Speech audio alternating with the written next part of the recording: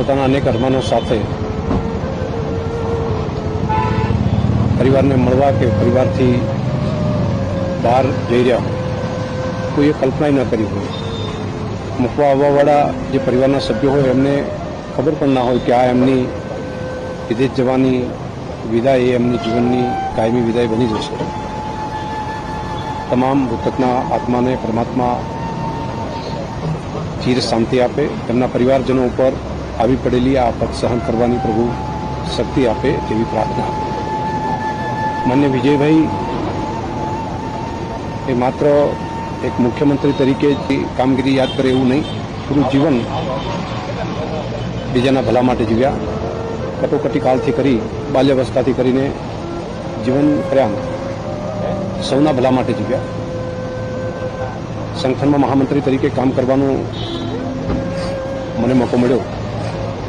એક નિખાલસ, સ્પષ્ટ વક્તા અને પોતે માથે લઈને કામ કરવાનો એમનો સ્વભાવ. પોતાનો જન્મદિવસ આવે એ પણ એમણે લોકોની વચ્ચે, પૂરગ્રસ્ત લોકોની વચ્ચે પરિવાર સાથે ત્યાં મનાવ્યો. એટલે પ્રજા પ્રત્યેની સંવેદના એમના હૃદયની અંદર હતી. જીવન પરોપકાર માટેનું જીવન.